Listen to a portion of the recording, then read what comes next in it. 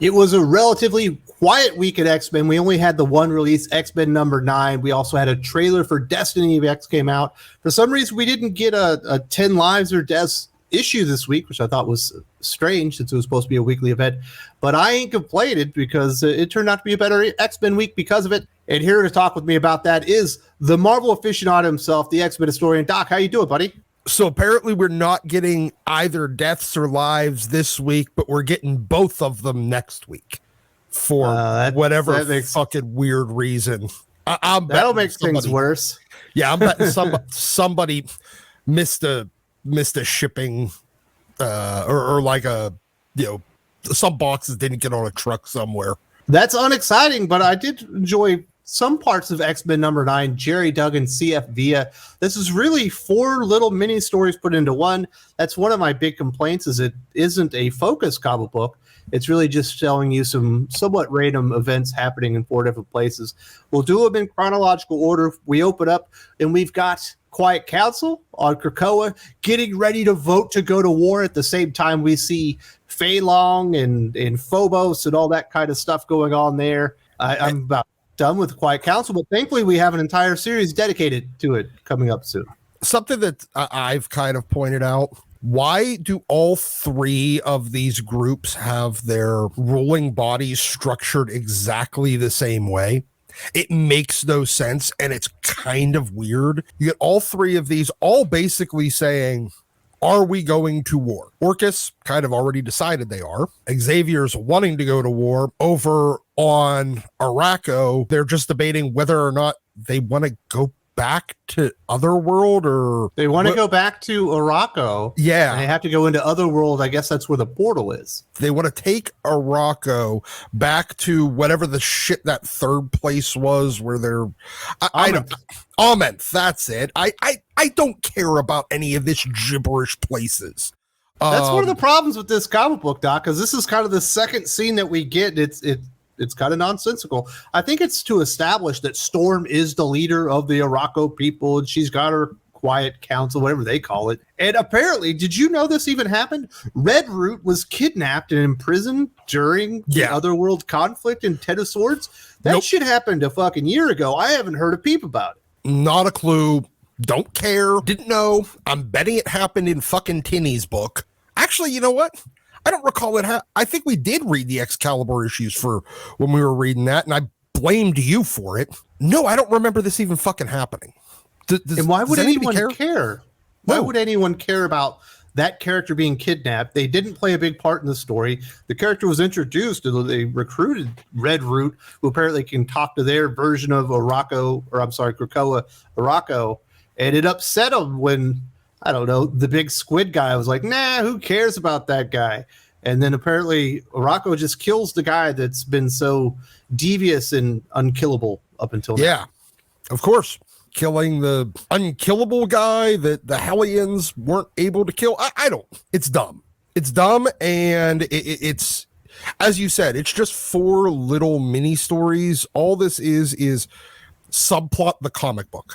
But it's not subplots we knew that existed for the most part. They hadn't really talked about going to war. All of a sudden, everybody's talking about going to war all at the exact same moment. We'd never heard a mention of Red Root and going back to Arakko to free Red Root from Otherworld or whatever. And then we also have another plot where Destiny is out in space. Rogue and Gambit show up, and they have like a fight. They're fighting this bar while having an argument trying to find Game World. Yeah. I didn't even know they sent anybody out to find Game World. Neither did I. This is just more random shit happening. It seems like the whole point of this was just to have Gambit argue with his mother-in-law. There were a couple of funny moments actually when he's like, you were dead for a long time, and she was like, well, once my daughter married you, I asked him to kill me again. I thought that was a good line, but it was completely out of character. I don't ever remember Destiny, I don't know, being funny. She always seemed so serious. Destiny was a very dour, serious character, and I guess now that they brought her back to life and she's not an old lady, she's a millennial now because she's 20-something. She has the body of a 20-something-year-old. Because what we really, really needed in comics were more millennial speak fucking characters. She didn't come off like a Bendis character or anything like that. No, it just felt out of character. Like I don't remember this character throwing zingers at people and trying to be funny and shaking her hands like I want to choke you, Gambit, because you're such a bad son-in-law. And that was the cringiest part of this fun. That was the cringiest panel in this comic by a long margin here. The art was really bad and it was really kind of annoying. And then out of nowhere, we have Storm just arriving and finding Sunfire on Mars, who's apparently he's decided he's a loner. He's building a cabin on Mars, and he took a plant from Japan and planted it, and it's grown into this weird. I don't even know what it is. It's certainly not a bonsai tree. What the hell is that, Doc? It looks like the face of that Redroot character that we're supposed to suddenly give a shit about. Is that the soul of Redroot on Mars? Has traveled from Japan? No, I think it. No, I think it was Araco tried to send fucking Sunfire a message like, "Hey, you need to save my person, my cipher." Redroot is just the Araco cipher. It's Araco telling Sunfire, "Help the Araco mutants go save my person." Yeah, the interpreter character that they have. I guess we forgot the moment where I guess it's Nimrod and I don't know, is it Brand? And they go to break out MODOK because they're impressed by what he did on that ship. That was weird too. Gerry Duggan just can't do dialogue. He can do Conan dialogue, but he can't do other dialogue. And you got like Nimrod zinging one-liners too. It's not anything in the character, like historically Nimrod. I mean, I guess this is kind of a new Nimrod since it just came online, but that does not match up historically with the behavior of Nimrod. Nimrod is an artificial intelligence. Him just slaughtering those War Machine guys, like literally ripping them in half. What? He's a Sentinel. He's supposed to. I mean, I guess we figured it out last issue where him and Omega Sentinel just randomly killed all the humans. Sentinels protect humans and kill mutants. This is not a difficult concept. Well, I don't think that's what this Nimrod is. He's a Sentinel that has become self-aware and is looking out for his own survival. Yeah, I get that, but like just random slaughter of those guys in the War Machine armor just seemed really kind of strange to me. But hey, well, whatever. He was told specifically leave no witnesses. Yeah, I mean, I guess that's a good point. This issue is not like terrible by any means. I do not think the art by CF Villa is as good as the art before it. It feels like we're getting a downgrade every time they bring in another one of these artists on this book. But the stories would be fine if they fleshed them out, other than that Redroot story, because that is literally out of nowhere. You have not mentioned anything in over a year about this even being a plot point, and all of a sudden we're thrown in there like it's important. But you know what I think this comic was? I think this was a comic that entirely is meant to be essentially an X-Men Zero, like X-Office, like a Destiny of X-Zero issue. All it is setting up what is going to be the plots of X-Men Red, what's going to be the plot of Immortal X-Men, and what's going to be probably the continuing plot of actual X-Men with the Orcus stuff. So that's what it might have the Knights of X too, because it sounds like they're going to have to go and do a prison break out of Otherworld.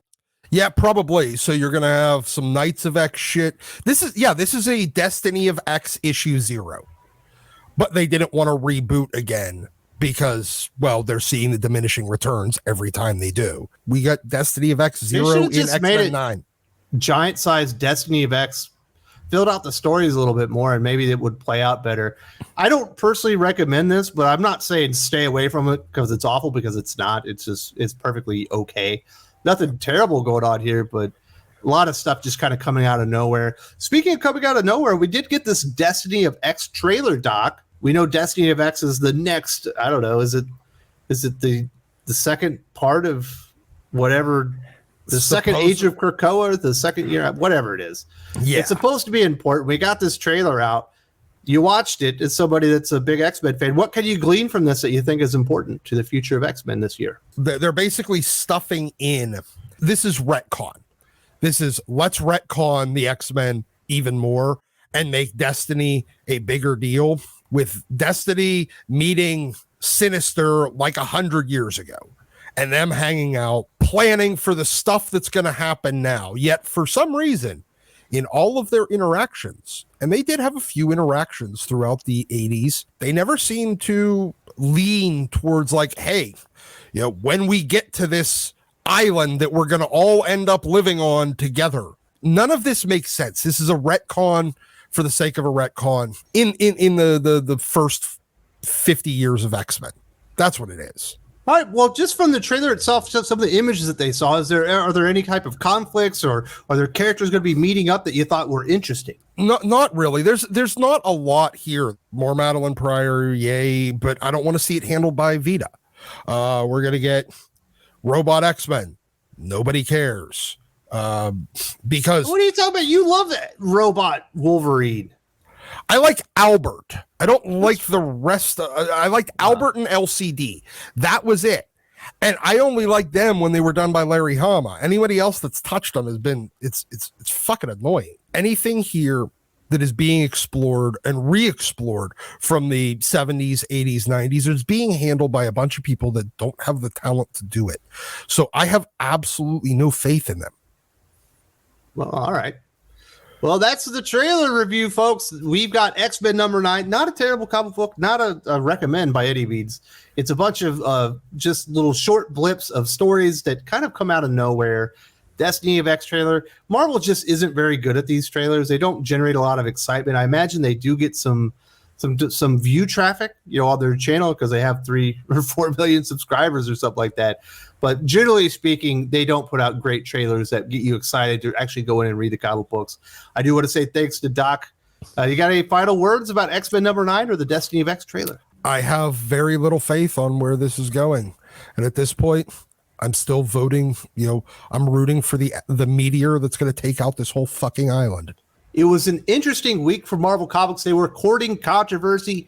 First, they somewhat spoiled or appear to have spoiled Devil's Reign number 5, a major death in there. Marvel Comics also upset a group of people with their portrayal of what it could be considered Pocahontas in King Conan number 3. If you haven't seen these controversies and don't know what I'm talking about, definitely check this out and see how Marvel got in a little bit of trouble this week.